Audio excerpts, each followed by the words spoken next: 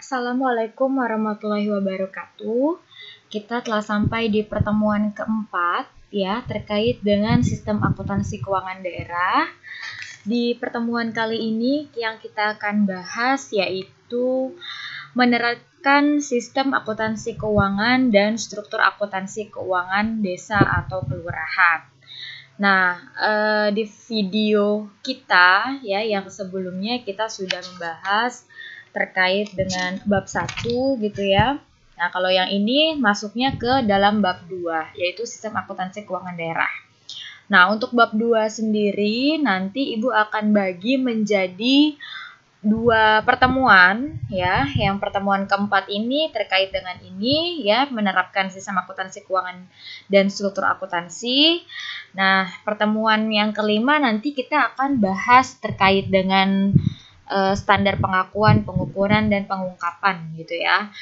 Nah, untuk pertemuan ke-6-nya sendiri itu terkait dengan review kita sebelum UTS di pertemuan ke-7. Pertemuan ke-7 itu untuk UTS. Nah, untuk pertemuan yang keempat ini yang akan Ibu bahas di pertemuan keempat yaitu sistem akuntansi keuangan dan struktur akuntansi keuangan desa atau kelurahan. Yang pertama, Ibu akan menjelaskan dulu sistem akuntansi keuangan yang ada di pemerintah daerah ya. Nah, sistem akuntansi pemerintah daerah ini ya tanggung jawabnya memang atas pelaksanaan dari anggaran pendapatan belanja negara atau anggaran pendapatan belanja daerah. Ada pada entitas pelaporan. Nah, hal ini sesuai memang dengan peraturan pemerintah yang nomor 8 tahun 2006 tentang pelaporan keuangan dan kinerja instansi pemerintah. Ada 2 entitas ya di akuntansi di setiap entitas pelaporannya, yaitu ada yang bendahara umum ya dan sebagai pengguna anggaran gitu ya. Ada yang pengguna anggarannya. Jadi memang kita ada bendahara umum dan sebagai pengguna anggarannya itu siapa gitu. Nah, pada akhir periode laporan akuntansi keuangan ini berdasarkan 2 sistem tersebut yang dihasilkan, nanti kita akan melihat ada beberapa laporan entitas terdiri dari laporan realisasi anggaran atau biasa kita sebut dengan LRA, neraca, laporan arus kas, dan catatan atas laporan keuangan. Di dalam akuntansi keuangan Pemda juga di sini ada pengelompokan gitu ya. Makanya ini Ibu buat kelompok yaitu sistem sentralisasi dan sistem desentralisasi. Nah, kalau sistem sentralisasi ya, dengan sistem sentralisasi ini biasanya akuntansi SKPD diselenggarakan oleh PPKD. Nanti Ibu akan kasih tahu ke kalian apa itu SKPD dan PPKD. Nah, ini diselenggarakannya oleh PPKD. Dengan demikian si SKPD-nya tidak melakukan siklus akuntansi ya secara normal, juga tidak memerlukan konsolidasi dari pusat cabang pada akhir siklus akuntansi. Nah, berbeda dengan sistem desentralisasi, di mana sistem desentralisasi ini akuntansi SKPD-nya diselenggarakan terpisah. Kalau tadi kan diselenggarakan oleh PPKD. Kalau yang sistem desentralisasi terpisah dari PPKD. Nah, namun untuk menjaga sinkronisasi tersebut hubungannya ya serta hubungan pusat antara pemerintah pusat dan juga cabang, maka kita namakan akun pusat dengan akun cabang atau disebut dengan rekening koran. Nah, sebelum masuk ke dalam struktur akuntansi keuangan Pemda sendiri, Ibu akan kasih tahu apa sih itu PPKD ya. PPKD itu pejabat pengelola keuangan daerah ya, yang selanjutnya nanti disingkat sebagai PPKD. Itu adalah kepala satuan kerja pengelolaan keuangan daerah ya, yang mempunyai tugas. Apa tugasnya? Melaksanakan pengelolaan APBD, anggaran pendapatan belanja daerah, dan bertindak sebagai bendahara umum daerah. Nah, bendahara umum daerah di sini ya termasuk ke dalam PPKD juga ya, yang bertindak sebagai kapasitasnya sebagai bendahara ya, di mana semua pengeluaran atau apapun itu nanti dan pengelolaan keuangan dia yang mengelola. Nah, apa itu SKPD? SKPD itu Satuan Kerja Perangkat Daerah, ya, yang dimana kita singkat dengan SKPD, yaitu perangkat daerah pada pemerintah daerah selaku yang menggunakan anggaran tersebut atau barang, ya. Jadi semua perangkat daerah yang menggunakan anggaran pemerintah daerah dan juga barang daerah kita sebutnya sebagai SKPD. Nah,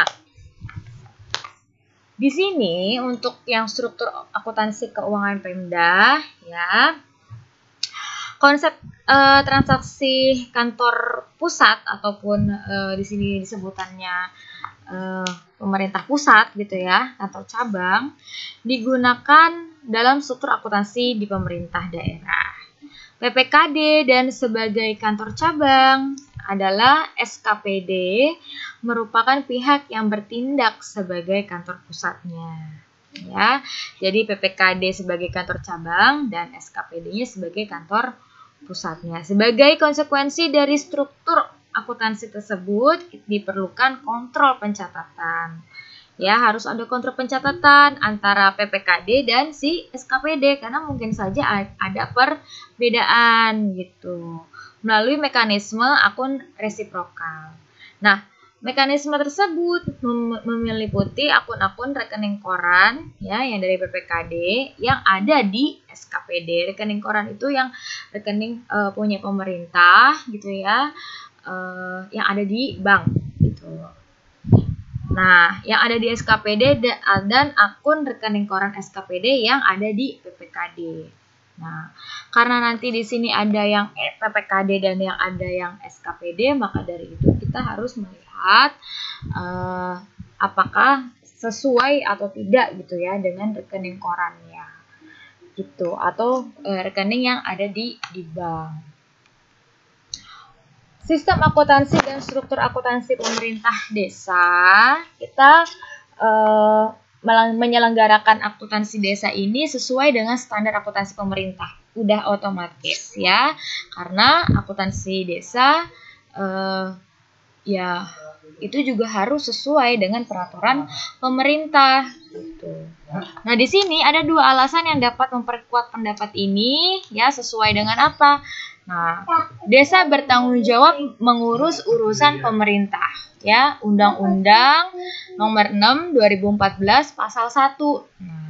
Dan kepala desa wajib menyampaikan laporan penyelenggaraan pemerintah desa kepada bupati atau wali kota sesuai dengan undang-undang juga. Jadi di sini desa atau pemerintah desa wajib melaporkan segala urusan keuangannya, penyelenggaraan pemerintahannya kepada bupati atau wali kota gitu, sesuai dengan peraturan perundang-undangan. Dan desa juga memperoleh pendapatan yang bersumber juga dari APBN dan APBD, di mana semua pendapatan ini harus ada pertanggungjawabannya ketika pemerintah desa melakukan penganggaran. Nah, maka dari itu semuanya sesuai dengan standar akuntansi pemerintah. Ya, karena harus dipertanggungjawabkan. Kemudian selanjutnya, suatu sistem akuntansi berbeda dengan sistem akuntansi pemerintah pusat atau daerah, dimungkinkan desa memiliki karakteristik yang khas. Kenapa desa berbeda gitu ya? Nah, dalam hal pelaksanaan keuangan desa tersendiri, serangkaian kegiatan yang berkaitan dengan pengeluaran uang dan kegiatan di lapangan merupakan pelaksanaan keuangan desa.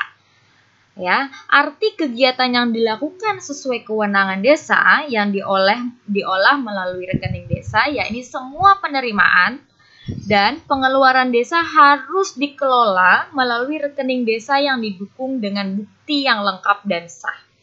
Ya, jadi benar-benar ketika pemerintah desa ini mengeluarkan sejumlah uang, melakukan suatu kegiatan, ya semua ya yang diolah melalui rekening desa itu harus ada pertanggungjawabannya, ya, mulai dari bukti rekening desanya, bukti lengkap transaksinya, bukti-bukti transaksinya, dokumen transaksinya, semua harus ada. Gitu. Nah, tujuan dari pengaturan ya, pengaturan pelaksanaan keuangan desa. Nah, tujuannya apa sih ya dari pengaturan pelaksanaan keuangan yang ada di desa? Yang pertama, yaitu meningkatkan efektivitas dan efisiensi pengelolaan keuangan desa. Karena yang namanya apalagi di Indonesia ya, kita dari Sabang sampai Merauke wilayahnya ya. Kemudian kita punya beberapa provinsi gitu. Karena punya beberapa provinsi, terus kita juga punya beberapa wilayah yang cukup luas, otomatis pelaksanaan keuangan ini tidak mungkin hanya berpacu atau berpedoman cuman satu wilayah saja gitu ya. Misalkan pemerintah DKI Jakarta, laporan keuangannya tentunya dengan besarnya wilayah DKI Jakarta ya, kalau semua satu pemerintah Pemda itu menangani setiap desa, itu kan udah otomatis ya akan terlalu sulit atau terbebani. Dengan adanya pengaturan pelaksanaan keuangan desa, untuk kalau di Jakarta itu adalah kelurahan. Nah, untuk apa? Supaya pengelolaan keuangan desa tersebut lebih efektif ya. Apa yang dibutuhin sama desanya atau apa yang dibutuhin sama kelurahannya lebih bisa terorganisir gitu, bisa lebih tahu. Kalau misalkan ada hal-hal yang memang urgent gitu yang harus dilakukan sama kelurahan, dia bisa melakukannya tanpa harus bilang dulu atau minta izin dulu kepada provinsi ya. Nah, maka dari itu apabila memang ada beberapa kegiatan yang harus dilakukan sama pemerintah desa, ya gunakan keuangan desa ya, dikelola oleh keuangan desa. Yang kedua, meningkatkan akuntabilitas pelaksanaan keuangan desa yang didasarkan pada perencanaan anggaran dalam APB desa. Tentunya dengan adanya pelaksanaan keuangan desa, ya kita bisa melihat apakah segala sesuatunya ada pertanggungjawabannya kah gitu. Pengeluaran, pemasukan dan segala macamnya yang dilakukan ya di dalam perencanaan anggaran tentu harus dipertanggungjawabkan supaya semuanya yang memang mungkin harus dipertanggungjawabkan ada bukti-buktinya. Nah, dengan seperti itu kita bisa melaporkan kepada tingkat yang lebih tinggi lagi sekelas provinsi maupun wali kota gitu ya. Jadi kita bisa meningkatkan akuntabilitas pelaksanaan keuangan desa. Yang ketiga, membangun konsistensi antar tahapan dalam satu mekanisme dan siklus pengelolaan keuangan desa. Nah, yang keempat, bisa memberikan dasar dan arahan dalam pelaksanaan kegiatan, di mana segala sesuatunya ya tentunya bersumber dari keuangan desa. Gitu. Ya, apapun pelaksanaan kegiatan otomatis tidak mungkin lepas dari keuangan desa. Gitu. Maka dari itu dengan kita melihat dan mengatur keuangan desa, kita bisa memberikan arahan apa yang lebih cocok untuk kegiatan di desa. Gitu. Apa yang lebih dominan, apa yang lebih dibutuhin sama desa. Ada beberapa desa mungkin lebih membutuhkan penerangan jalan, ya. Maka dari itu kegiatannya yaitu untuk menerangi jalan-jalan yang mungkin digunakan untuk transportasi, wilayah-wilayah transportasi jalur darat. Ada mungkin desa yang mungkin kekurangan di dalam sistem irigasinya. Ya otomatis itu perlu ditingkatkan atau perlu dikembangkan. Jadi yang tahu adalah desa itu sendiri. Yang melaksanakan adalah desa itu sendiri. Oke, kita lanjut. Prinsip pelaksanaan keuangan desa, ya. Di dalam pelaksanaan keuangan desa harus berdasarkan beberapa prinsip. Di antaranya apa saja? Yang pertama, apabila tidak ada dalam peraturan desa atau Perdes ya, anggaran pendapatan belanja desa, maka tidak diperbolehkan melakukan transaksi belanja karena tidak sesuai dengan apa? Tidak sesuai dengan anggaran, gitu. Ya, tidak sesuai dengan peraturan. Jadi ketika kita sudah melaksanakan yang namanya keuangan desa, kita otomatis harus sesuai dengan standarnya. Ya, standarnya harus sesuai dengan peraturannya. Jika tidak ada di peraturan tersebut atau di standar tersebut, tidak diperbolehkan melakukan transaksi belanja, gitu ya. Yang kedua, setiap transaksi penerimaan dan belanja harus didukung dengan bukti yang lengkap dan sah. Otomatis, kenapa?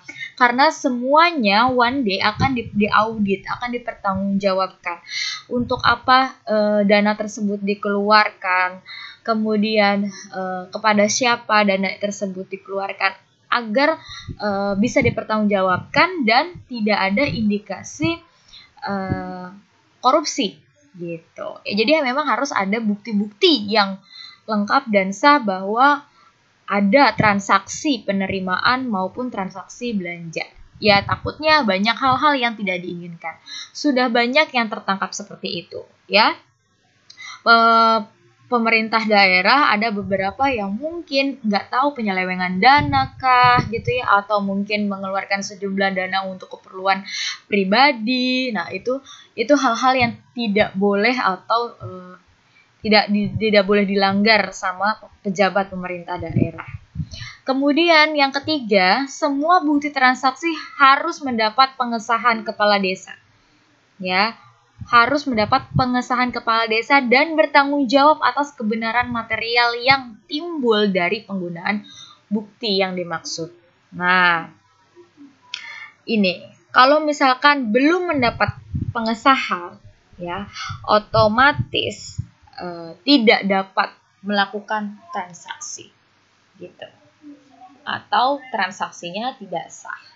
Ya, jadi memang harus sepengetahuan dari kepala desa. Ya. Kemudian selanjutnya, ada beberapa tahapan pelaksanaan keuangan daerah, ya. Yang pertama, di tahap pelaksanaan kita melakukan sosialisasi. Kita sosialisasikan dulu apa sih peraturan desa, ya, atau Perdes di anggaran pendapatan belanja desa. Apa aja sih peraturan-peraturannya? Setelah kita tahu apa itu peraturan-peraturannya, apa saja yang boleh dan tidak boleh dilakukan, ya, langsung kita nanti menyusun anggarannya, ya. Kita susun anggarannya, kemudian kita melaksanakan penerimaan. Ya, bisa sumber-sumbernya bisa banyak, nanti akan diberitahu sama Ibu. Ya, pelaksanaan penerimaan pendapatan daerah. Kemudian pelaksanaan pengeluaran. Kita belanja daerah, apa saja yang harus dikeluarkan, pembiayaan apa saja yang harus dikeluarkan, itu ada di dalam pelaksanaan APB desa. Nah, pelaksanaan kegiatan. Nanti pada saat di pelaksanaan APB desa ada beberapa kegiatan-kegiatan yang dilakukan oleh pemerintah desa. Nah, yang pertama, alur mekanisme kegiatan pembangunan dan pihak-pihak yang terlibat itu siapa saja. Kalau jika desa tersebut melakukan kegiatan-kegiatan dalam bidang pembangunan. Yang kedua, bisa pelaksanaan tentang pengadaan barang dan jasa di desa tersebut. Ada mungkin kekurangan atau mungkin setiap tahun ada barang-barang yang mungkin harus ditambah atau ditukar atau harus dibeli kembali, gitu ya. Nah, kemudian alur tentang mekanisme permintaan pendanaan dan juga pencairan. Nah, ada dana-dana terkait di keuangan daerah yang harus diminta kembali kepada pemerintah daerah, provinsi atau setingkat di atasnya, dan bagaimana tahap pencairan dana tersebut. Kemudian ada tahapan perubahan APB desa atau perubahan dari anggarannya, ya. Yang pertama, penyusunan rancangannya terlebih dahulu yang mau dirubah. Kita susun rancangan anggaran pendapatan belanja desa yang ingin dirubah seperti apa. Setelah kita susun baru kita tetapin, ya, tetapkan bahwa ada beberapa perubahan dari APB desa untuk 1 tahun ke depan atau beberapa tahun ke depan. Jadi tergantung. Kalau misalkan penetapan biasanya ya, penetapan APB desa ini ada perubahan kiranya mungkin dalam 1 tahun ke depan gitu. Ya, kali saja di dalam 1 tahun ke depan ada beberapa kegiatan yang mungkin berubah seperti itu ya. Kemudian sosialisasi. Setelah kita tetapin, kita sosialisasikan apa saja sih APB desa yang berubah gitu. Ya, jadi semua unit-unit kerja di dalam pelaksanaan keuangan desa mengetahui gitu apa saja yang berubah dari anggarannya.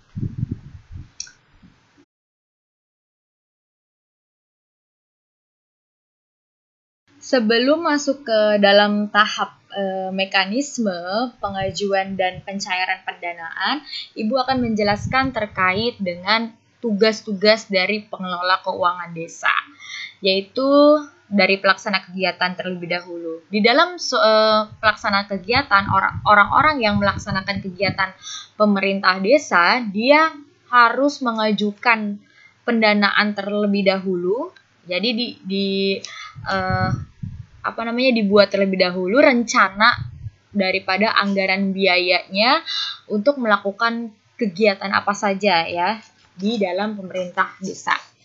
Nah, kemudian juga harus melampirkan surat permintaan pembayaran atau biasa disebut dengan SPP dan pernyataan tanggung jawab dan lampiran bukti transaksi.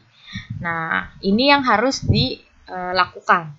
Dan kemudian dia juga menggunakan buku bantu kas sebagai bentuk pertanggungjawabannya pelaksana kegiatan di desa.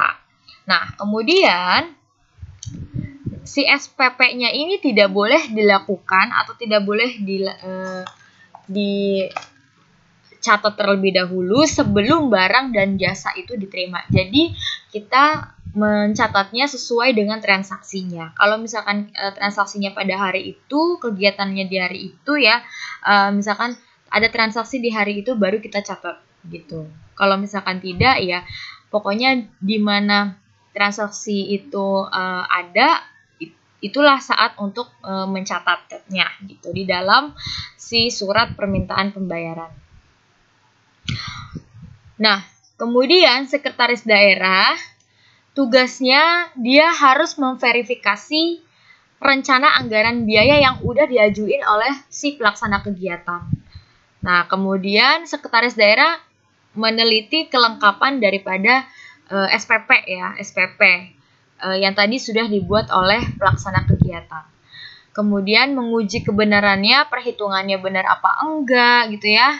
Nah, kemudian semua apa yang tertera di dalam rencana anggaran belanja itu apakah sesuai atau tidak dengan anggaran pendapatan belanja desa gitu. Oke, nanti ini Ibu akan rubah SSP-nya jadi harusnya SPP gitu ya, salah ketik. Oke. Kemudian untuk kepala desa, dia tugasnya setelah diverifikasi sama si sekretaris daerah atau sekda, kepala desa mengesahkan si RAB yang ingin diajukan nih, disahkan sama kepala desa. Kemudian menyetujui permintaan pembayaran, baru nanti bagian bendahara melakukan pembayaran tersebut ya, kasih ke pelaksana kegiatan. Melakukan pencatatan pengeluaran apa saja ya, menyertakan seluruh penerimaan potongan dan pajak yang dipungut. Nah, itu fungsi-fungsi atau tugas-tugas ya dari pengelola keuangan desa. Untuk mekanisme pengajuan dari pendanaan dan pencairan ya di sini. Peraturan bupati atau wali kota dengan berpedoman pada ketentuan perundang-undangan yang pasti ya, yang berlaku merupakan bagian yang mengatur pengadaan barang atau jasa di desa. Nah, kita perhatiin gambar di sini, dan gambar di sini itu ada kepala desa. Ya, ada kepala desa, Ada sekda atau sekretaris desa, ada pelaksana kegiatan, ada bendahara desa.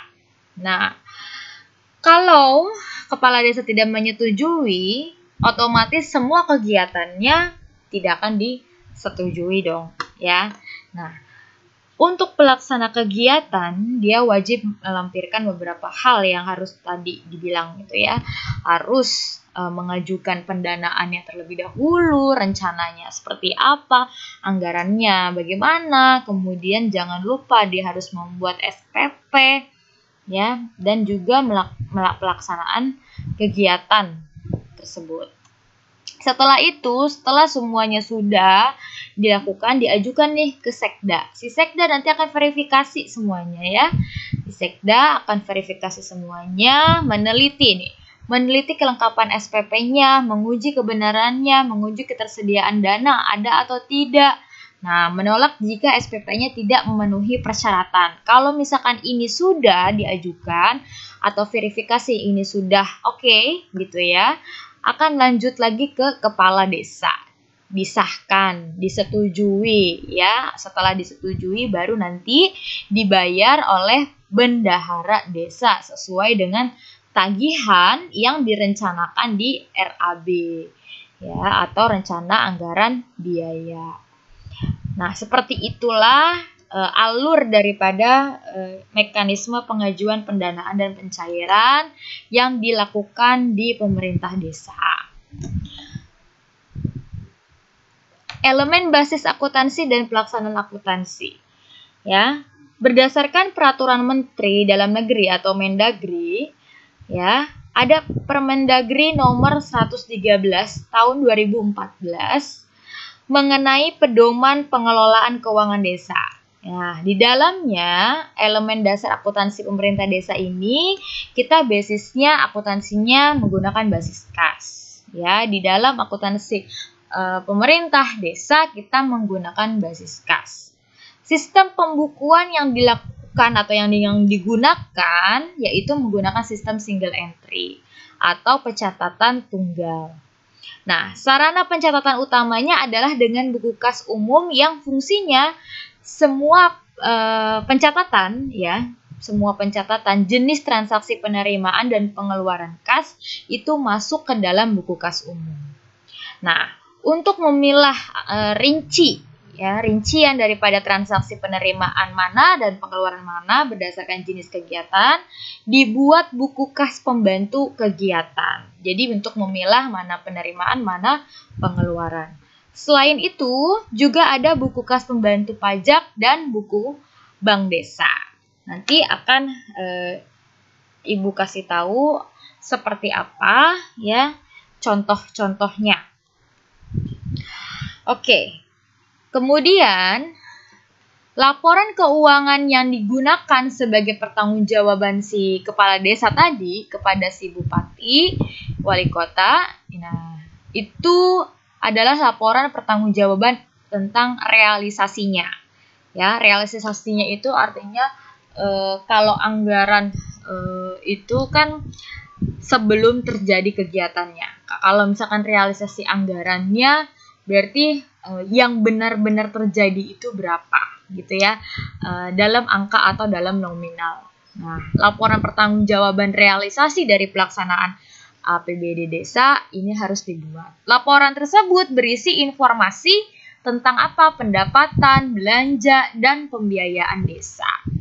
Nah, laporan pertanggungjawaban juga dilampiri dengan laporan kekayaan milik desa yang isinya nanti sama seperti neraca, ada asetnya gitu ya, ada kewajibannya, kekayaannya, jadi sama seperti aset neraca yang kita kenal di akuntansi perusahaan. Nah, pelaksanaan keuangan desa dilakukan oleh si kepala desa tadi ya. Adapun untuk pelaksanaan pengelolaan keuangan desa kita sebutnya dengan PTPKD. Yaitu unsur perangkat desa yang membantu si kepala desa untuk melakukan pengelolaan keuangan desa. Sedangkan pelaksanaan akuntansi keuangan desa yaitu bagian akuntansi desa yang telah direkrut oleh pemerintah desa untuk melaksanakan kegiatan yang berkaitan sama akuntansinya. Nah, gitu ya. Untuk akun-akun yang ada di dalam akuntansi desa, ini memang agak berbeda sekali ya dengan yang kita kenal di akuntansi perusahaan gitu. Nah, yang pertama ada pendapatan desa. Pendapatan desa ini merupakan semua bentuk penerimaan uang, semua ya, bentuk penerimaan uang melalui rekening desa, ya, rekening desa itu dari bank gitu ya, ke bank, dan merupakan hak desa dalam 1 tahun anggaran yang tidak perlu dibayar kembali oleh desa. Jadi memang sudah menjadi haknya desa. Nah, dari pendapatan ini ada pendapatan transfer, diantaranya itu ada dana desa, bagian dari hasil pajak daerah, juga termasuk retribusi daerah. Nah, ini semua termasuk yang ditransfer gitu ya, dana-dana yang ditransfer yang termasuk dalam pendapatan desa. Kemudian selain pendapatan desa, kita akan kenal dengan belanja desa. Apa sih itu belanja desa? Belanja desa itu merupakan semua bentuk pengeluaran. Kalau tadi pemasukan, sekarang pengeluaran yang berasal dari rekening desa dan merupakan kewajiban desa dalam 1 tahun anggaran yang tidak akan diperoleh pembayarannya kembali oleh desa serta digunakan dalam rangka untuk kegiatan pendanaan penyelenggaraan kewenangan desa. Nah, klasifikasinya ada beberapa belanja ya. Klasifikasi bidangnya ini ada yang bidangnya pemberdayaan masyarakat, ada bidangnya pelaksanaan pembangunan desa, pembinaan kemasyarakatan desa, penyelenggaraan pemerintah desa, belanja desa lainnya mungkin yang tidak terduga. Nah, ini termasuk ke dalam akun belanja desa. Kemudian ada pembiayaan desa. Kalau pembiayaan desa ini bentuk pembiayaan yang meliputi semua bentuk penerimaan yang perlu dibayar kembali. Kayak kita punya hutang gitu. Jadi bentuk penerimaan yang harus dibayar kembali atau perlu dibayar kembali dan atau pengeluaran yang akan diterima kembali. Baik pada tahun anggaran pada saat itu dan tahun anggaran berikutnya. Jadi kayak utang piutang. Ya. Pembiayaan desa diakui pada saat kas diterima atau dikeluarkan dan didukung dengan bukti lengkap dan sah. Pembiayaan disajikan berdasarkan kelompok penerimaan pembiayaan dan pengeluaran pembiayaan. Nah, untuk selanjutnya, laporan kekayaan milik desa terdiri dari 3 akun, diantaranya aset. Ya, tentunya kita udah kenal aset ya. Aset kan otomatis inventaris atau barang gitu ya. Ya, kalau misalkan itu hal-hal yang terlihat ya, milik pemerintah desa yang berasal dari kekayaan asli desa. Bisa dibeli, diperoleh atas beban dari anggaran desa atau dalam bentuk perolehan hak lainnya. Bisa mungkin diberikan oleh instansi atau apa gitu kan. Nah, kemudian untuk aset ini kita sama seperti yang ada di perusahaan, kita bedain jadi aset lancar dan tidak lancar, atau kalau di harta lancar gitu ya, atau aktiva lancar dan aktiva tetap gitu ya, sama saja. Sedangkan kalau kita lihat di sini ada beberapa ya yang mungkin berbeda dengan yang ada di pemerintah tentunya, kayak bangunan, jalan, jaringan, instalasi itu kan tidak mungkin ada di perusahaan gitu ya. Nah, kalau di pemerintah tentunya ada dan ini adalah milik pemerintah daerah atau negara. Oke, lanjut. Kewajiban. Untuk kewajiban ini semua bentuk utang yang muncul karena adanya pinjaman oleh pemerintah desa ya. Si kewajiban ini merupakan suatu bentuk utang. Kita benar-benar sama aja sih kayak yang ada di akuntansi perusahaan, di mana ada kewajiban di situ ya. Ya mungkin karena ada pinjaman ke bank atau apa gitu. Nah, kemudian kekayaan bersih. Kekayaan bersih ini merupakan selisih antara aset dan kewajiban si pemerintah desa di dalam 1 tahun anggaran. Ada juga ya kekayaan bersih atau kita biasa sebutnya kalau di ekuitas ya di akuntansi perusahaan gitu. Nah, terkait dengan perlakuan dana terikat. Nah, dana desa ini memang dalam perspektifnya di akuntansi merupakan salah satu bentuk pendapatan desa yang mengikat. Ya, selain pembatasan penggunaannya, ya kita memang dibatasi penggunaannya harus sesuai dengan SAP. Penggunaannya harus ada dan sesuai dalam anggaran pendapatan belanja desa misalkan. Pelaporan dana desa juga diminta secara khusus atau tersendiri. Pembuatan laporan realisasi ini menggunakan dana desa yang diminta kepala desa secara semesteran atau per 6 bulan dan dikonsolidasi di level kabupaten atau kota. Jadi nanti akan diberikan lagi ke kabupaten atau kota. Nah, dana terikat seperti ini, seperti dana desa ini juga dapat berasal dari bantuan keuangan ya, bantuan keuangan seperti anggaran pendapatan belanja provinsi maupun kabupaten atau kota. Nah, apabila provinsi atau kabupaten atau kota itu menyalurkan bantuan dengan batasan-batasan penggunaan tertentu, ya berarti masuk ke dalam dana desa itu. Nah, makanya segala sesuatunya, apapun yang dilakukan atau transaksi penerimaan yang dilakukan oleh pemerintah desa, karena ini dapat dari provinsi maupun dapat dari pemerintah pusat gitu ya, dan dananya ini terikat, otomatis kita harus melakukan penggunaan tersebut dengan sesuai dengan batasan yang dicanangkan di dalam SAP atau standar akuntansi pemerintah, dan pelaporannya juga harus ada sebagai bentuk pertanggungjawaban pemerintah desa. Nah, untuk struktur kode rekening dalam akuntansi desa, Ibu akan berikan contoh formatnya juga ya, ada ini. Untuk kode-kode akun keuangan desa nanti Ibu akan berikan juga di dalam Google Classroom-nya kalian ya.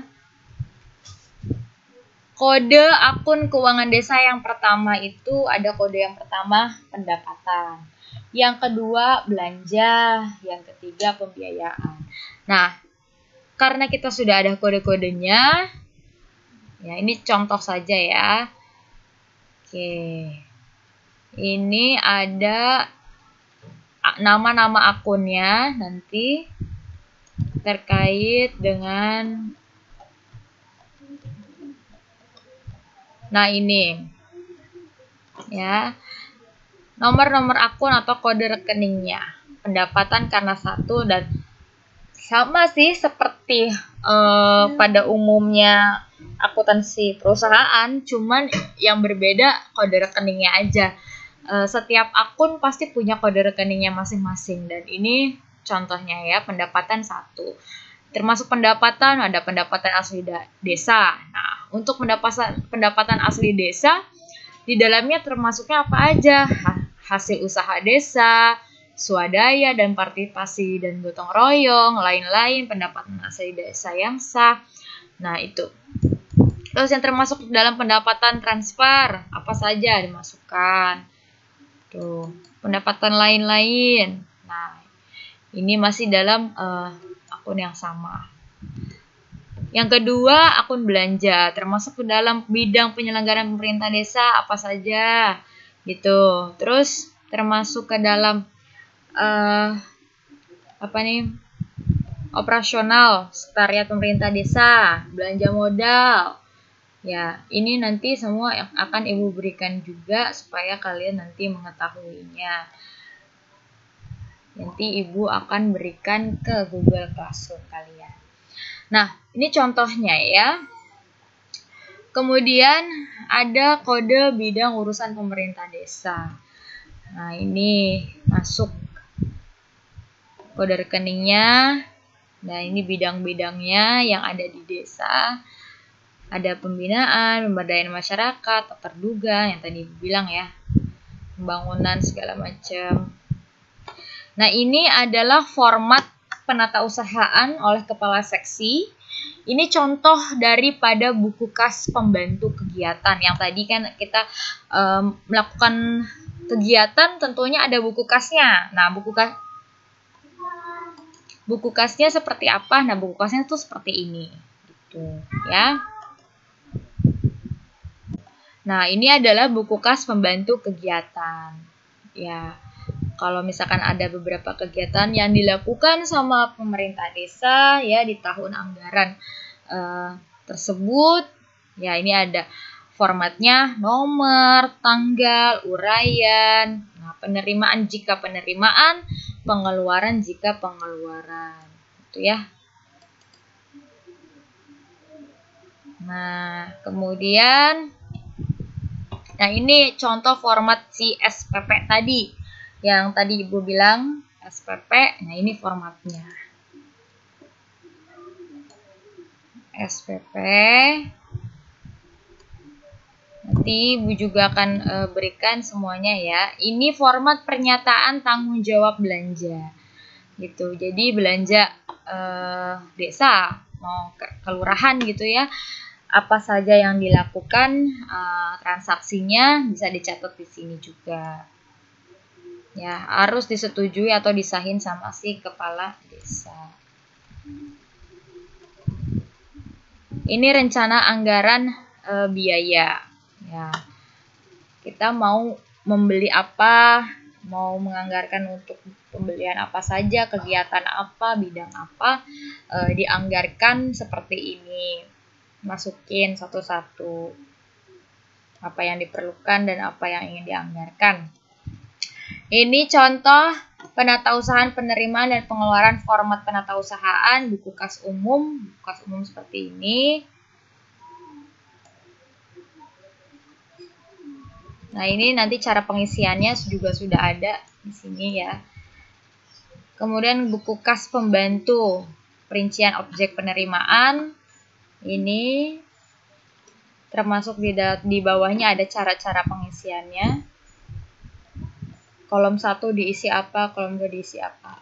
Nah, ini buku kas pembantu, rincian objek pengeluaran. Apa saja yang dikeluarkan ya, masukin ke sini juga.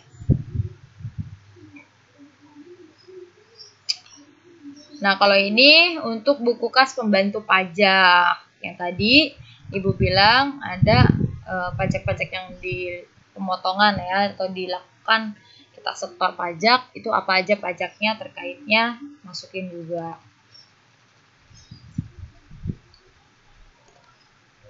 Ini buku kas harian pembantu desa. Nah, baik itu penerimaan maupun pengeluaran. Seperti itu. Ini buku bank desa. Ya, terkait dengan pencatatan rekening koran. Pencatatan rekening koran itu dicatat lagi di situ. Ini buku kas pembantu kegiatan. Jadi banyak sekali ya buku-bukunya. Ini contoh saja. Oke. Nah, ini yang tadi laporan realisasi APB desa seperti ini formatnya. Laporan LRA ya. Nah, semua di dalam sini ada nomor akun atau nomor rekeningnya. Nah, akun-akunnya apa saja? Jumlah anggarannya ya, yang dianggarkan itu berapa? Kenyataannya ya atau realisasinya itu berapa? Ternyata dari anggaran itu kurang atau lebih. Nah, kurang atau lebihnya berapa? Misalkan anggarannya untuk pendapatan asli daerah atau asli desa itu misalkan 8 juta. Ya, realisasinya ternyata hanya ada 7 juta. Gitu ya, lebih kurangnya ya 1 juta. Contoh saja. Seperti itu contoh aja, contoh. Nah, ini semua, ini namanya laporan realisasi anggaran. Kepala desa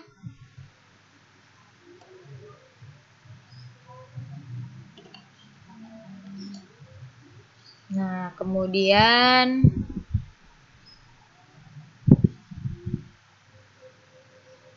di sini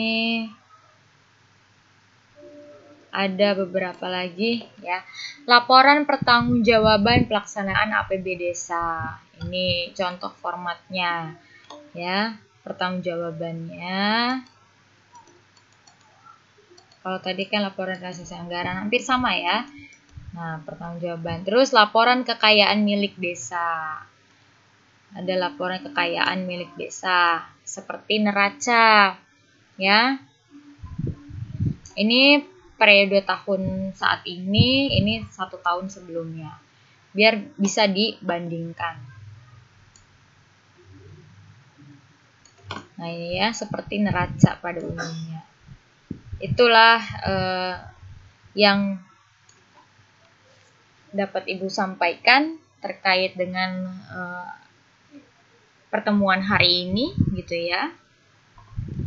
Format-formatnya seperti ini, bisa kalian lihat juga biar kalian tahu. Nanti Ibu akan sampaikan di Google Classroom.